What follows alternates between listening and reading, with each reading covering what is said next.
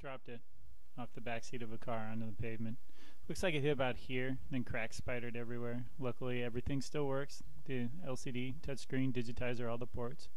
On this phone, the LCD and digitizer are separate parts, and I just need to replace the digitizer. Here's the replacement digitizer.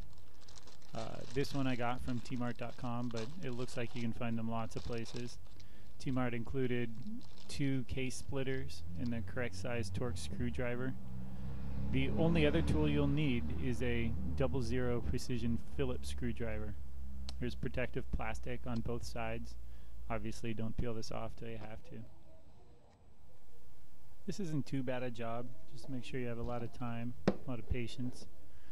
Worry about electrostatic discharge. Don't force anything. What can I say? It worked for me, but there's a very good chance you're going to trash your phone permanently. So make sure you're understanding everything you're doing. Now remove the 6 torx screws holding the back plate on. They have Loctite on them, so be careful unscrewing them. Go slow, be firm, don't strip anything. If you strip a screw, you're toast.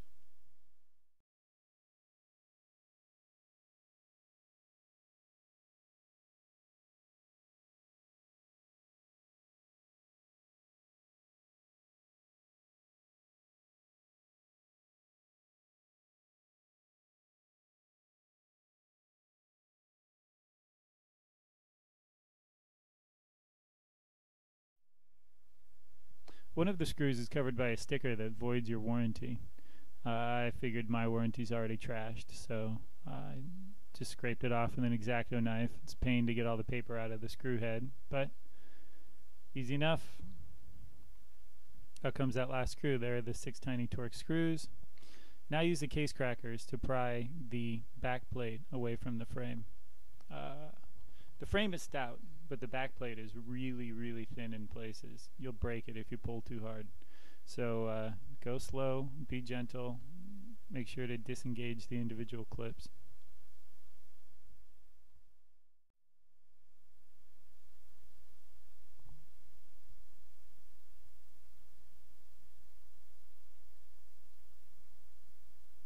This took me a while, obviously edited.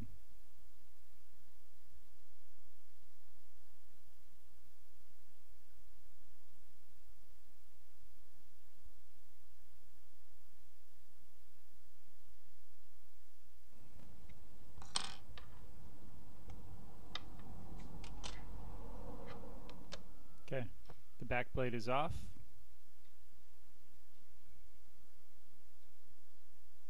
Now peel up the RF shielding over the 2 flex cable connectors on the bottom PCB. Found it easiest to peel up the little bit over the screw hole and then go back towards the connectors. Only peel up the part over the connectors, don't remove the whole thing. You're going to stick this back down when you're done.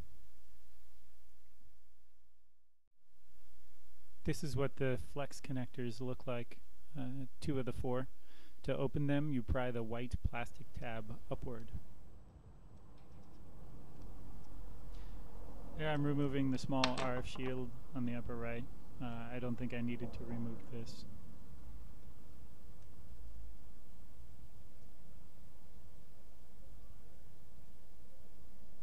You can probably leave it on. I don't remember disconnecting the ribbon in that under that connector. If I recall correctly, that's for the proximity sensor. Now I need to remove the PCBs. Be careful with the proximity sensor and the power button, of course. Here I'm disconnecting the 00 phillips screw that holds the upper PCB down.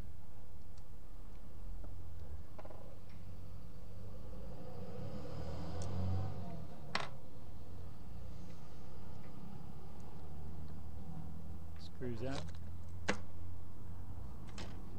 Now it's time to remove the 2 flex cables connecting in back of the upper PCB. It's really tight back there, not easy to get at.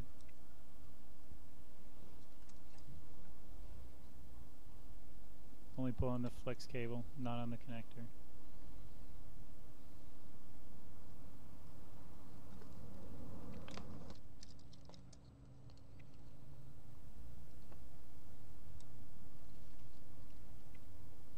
I'm undoing the 2 flex cables on the bottom PCB.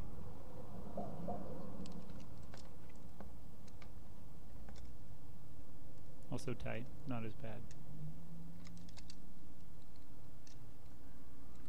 You can see earlier I disconnected one of the RF, the coax cables. That small black guy. That was a mistake. I'll plug it back in.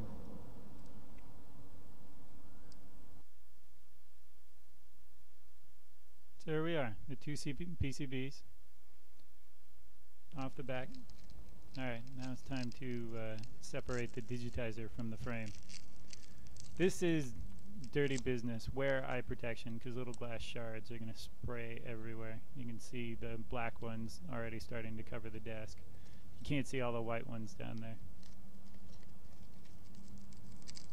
there. The digitizer is glued down with some sort of rubbery butyl type adhesive. It feels almost like a car windshield or something. It's tough to pry off. Be careful of the flex connector up there. Alright, looks like digitizer's off. Come on. So the digitizer's out, but you're not going to be able to fit the controller IC through the tiny connector between the LCD and the frame. So you might want to just cut it.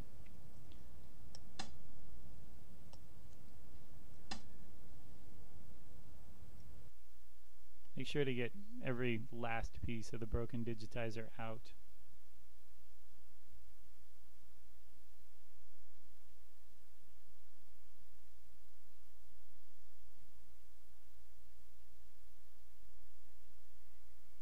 So I didn't immediately see how to remove the screen. Didn't really want to remove the screen anyway, since it's fine.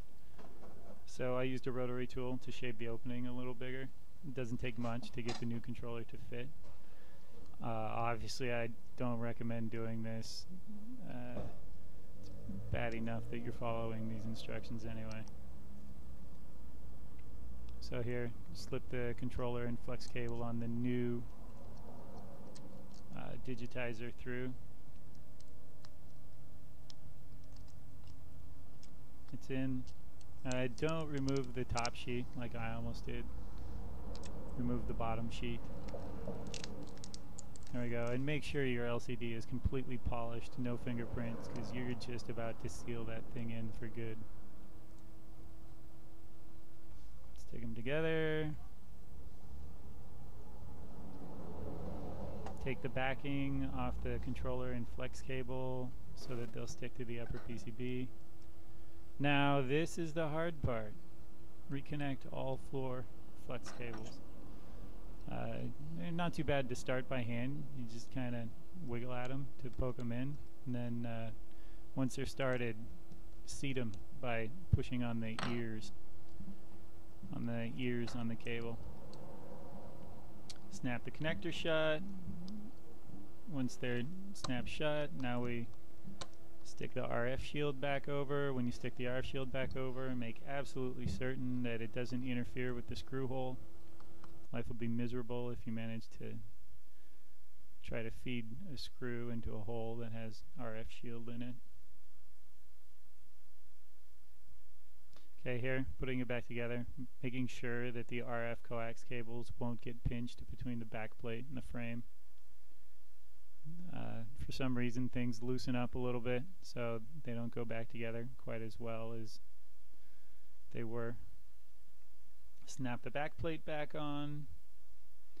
Use a tiny screwdriver to help the latches see. This is almost as painful as getting it open, but you know, as long as your PCBs are seated, then that backplate should just sort of snap on with a little bit of encouragement.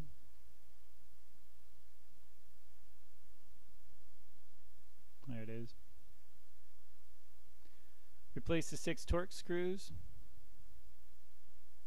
This isn't too bad.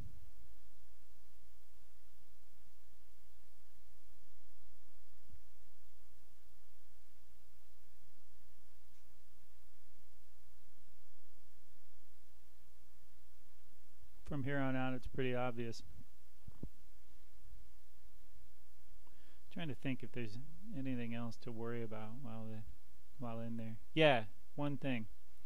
That power button and proximity sensor are in a bad place. It's pretty easy to mess them up when taking out that top PCB. So be very careful, especially the power button. Alright, here we go. Moment of truth. Turn it on. Screen works. It appears to be booting. Gotta admit, it kind of surprised me. Now, will the touchscreen work? Will the touchscreen work? Come on. Drag. Yes!